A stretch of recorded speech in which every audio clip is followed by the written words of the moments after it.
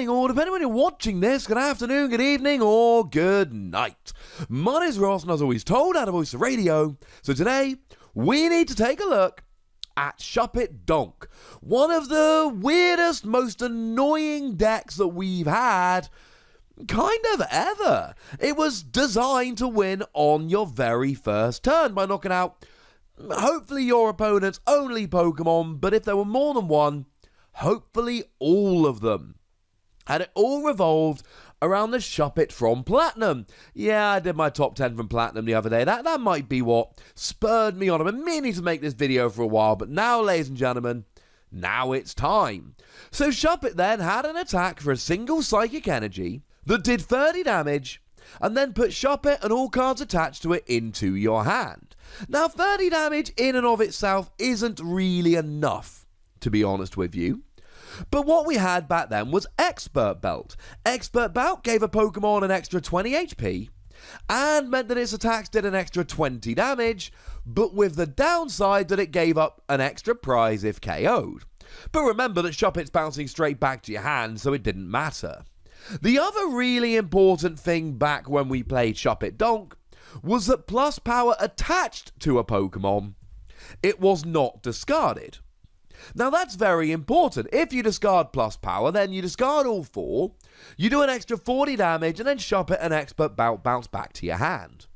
But if you attach plus power, then all of a sudden you're doing an extra 40 damage, but all the plus power then get bounced back to your hand, and you can attach all four of them next turn. So now your Shuppet isn't exactly doing 30 damage, it's doing 90 damage for a single energy, and then it's doing 90 the next turn, and the next turn, and the next turn. Now the other thing that was super important to the success of Shuppet Donk was the first turn rules at the time. At the time when this deck was popularized, you were not allowed to play any trainer cards when you went first. You could attack, but you couldn't play any trainer cards. Of course, compare that to nowadays where you can play as many trainer cards as you like, but you can't attack. And basically, this deck needed to go second.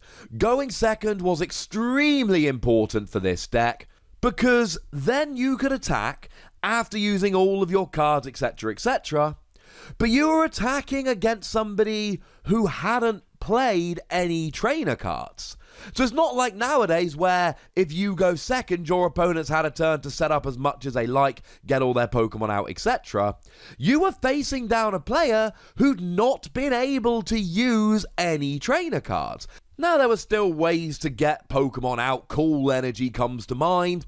Cool Energy ends your turn and lets you search for a couple of basic Pokemon and bench them, but bear in mind that back then you couldn't attack going first anyway, so it didn't really matter.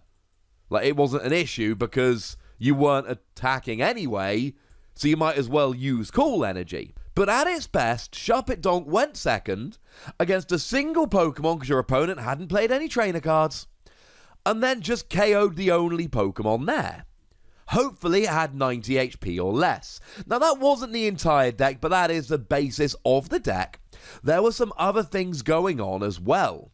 Now, one thing that was pretty gosh darned important was CROBATG, another card that came around in Platinum. CROBATG, when you benched it, you got to do 1 damage to one of your opponent's Pokemon.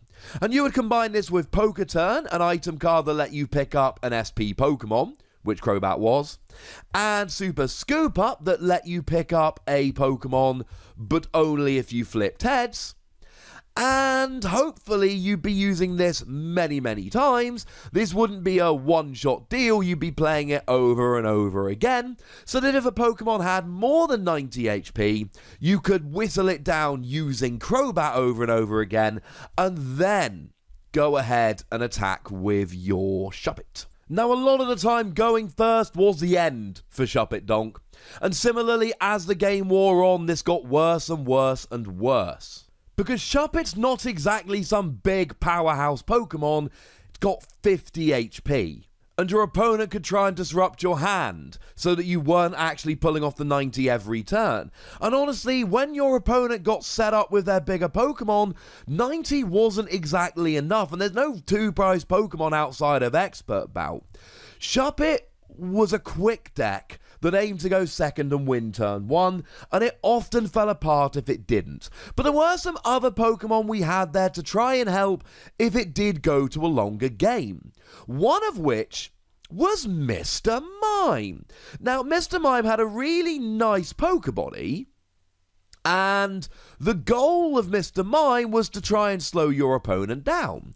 So it's the one from Mysterious Treasures where if your opponent has 2 or less energy attached to it, Mr. Mime doesn't take any damage. It's pretty good. It's basically Shuckle, which is nice. So the goal was that you would put Mr. Mime up there, and then you would be able to hopefully slow your opponent down. I mean, decks like Gyarados would have an almost impossible time of ever actually attacking, and then you could play a longer game where you would sit there and pick them apart with your Shuppet while they were unable to take down your Mr. Mime. Any decks that played a decent amount of energy wouldn't fall for this, but there were a bunch of decks out there like Gyarados where this could be used to try and slow them down. Obviously, we had Uxie back then as a bit of draw power, and we also had Uxie level X, which was actually a decent attacker doing 60 for a double colorless energy, but really here, it was there for the poker power that let you look at the top 2 cards of your deck, put one in your hand, and the other one on the bottom of your deck. It was alright. Again, though, you hoped to never really use it. Now, we also had Azalf, which would let you search out your Pokemon that ended up prized. So if you had a Pokemon that was prized that you didn't want prized, Azalf would help you grab it out. And we also played Mesprit here. Now, Mesprit basically locked your opponent out of their poker powers. And the goal of Mesprit very simply was slowing your opponent down. I've told you that a turn or 2 for your opponent could give them everything they needed to take down your Shuppet Donk, but Psychic Bind stopped your opponent using poker powers on their turn. It stopped them using stuff like Uxie to get going, and sometimes it would buy you the turn that you needed in order to win the game. Hopefully that turn without poker powers stopped them benching extra Pokemon so that next turn you could roll with your Shuppet. Bearing in mind, you could use stuff like Super Scoop Up to reuse this if you so wished. Now, the other card that we had here was actually Bayonet. And Bayonet was pretty gosh darned important. Now, this was a Bayonet from Platinum. It was fine. The poker power, once during your turn, you may discard as many cards as you like from your hand. Put that many damage counters on Bayonet. Which might seem weird, but for 1 Psychic Energy, discard an energy card attached to Bayonet. Switch the damage counters on Bayonet with those on the defending Pokemon. So that was quite cool. Put damage counters on, then switch them over. And 1 Psychic, 1 colorless energy, 30 damage. Show your hand to your opponent. If you don't have any Pokemon in your hand, you do 60 damage. It wasn't a phenomenal card, if I'm honest with you, but the problem is that Mewtwo level X was running around at the time, and Mewtwo level X could be a huge problem, because Mewtwo level X had a Pokebody, which read prevent all effective attacks, including damage, done to Mewtwo by your opponent's Pokemon that isn't an evolved Pokemon. Yeah, that kind of cut Shuppet down. You could also take advantage of Memory Berry here, so that you could use the attacks of pre-evolutions, so that you could use Bayonet to attack with Shuppet, although you'd always have to make sure that you had an evolution ready to go, because you can't go straight up into Bayonet in one go. You could use Broken Time Space, but then you're dedicating more spots in your deck to a card that you're basically hoping to never use. That's not ideal. Now, in terms of energy, you would play double colorless energy yourself for your Uxie, and you would play cool energy yourself, so if you did go first, at least you'd have something that you could do here. Now, in terms of trainers, I've already mentioned Memory Berry, Super Scoop Up, I've already mentioned Poker Turn, but But there are a couple of others that you might wish to consider. Snowpoint Temple gave your basic Pokemon an extra 20 HP. Good for Mr. Mime and for Shuppet. We did have Galactic HQ, which did damage to Pokemon when they evolved. Again, you're rocking along with basic Pokemon here, so that's pretty good. Warp Point was Escape Rope with a different name, which could be really useful if your opponent had a Pokemon in the active that you weren't able to take down. And this is about the only deck I've ever seen that actually wanted to play Department Store Girl. Just lets you search for Pokemon tools.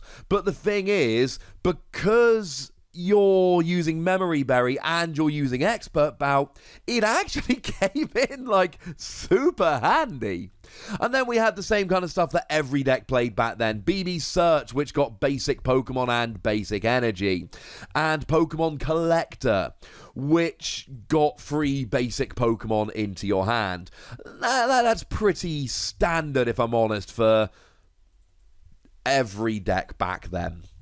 It was a weird kind of deck because it would win many, many games just because your opponent never got a turn. They went first, couldn't play trainers, and you smashed them. But then, if it didn't go second, or if it didn't fire enough turn one, it could be hugely underpowered. And sure, you had all of your Uxie Level X and your Bayonet with your Memory Berry and everything like that. But make no mistake about it, this was a deck that was designed to win turn one going second, and although it had some tricks to try and win longer games, it became significantly worse the second you moved to a second turn. So at this stage, ladies and gentlemen, I would like to know what you think about this deck. Do you have any memories of playing it, playing against it, or would you just like to tell me what you think having learned about it for the first time now? Go nuts! Be nice. And then make sure you like this video, subscribe to this channel, follow me on Twitter at TheWassy, and Twitch for some live action at twitch.tv/PTCGRadio. If you want to support the channel, get some bonus podcasts and all that, head on over to patreon.com/PTCGRadio, where you can do exactly that. And please do make sure you're checking out youtube.com/WassyPlays, where we talk about, well, games that don't even have any Pokemon in. But by far the most important thing, as always, look after yourselves till next time.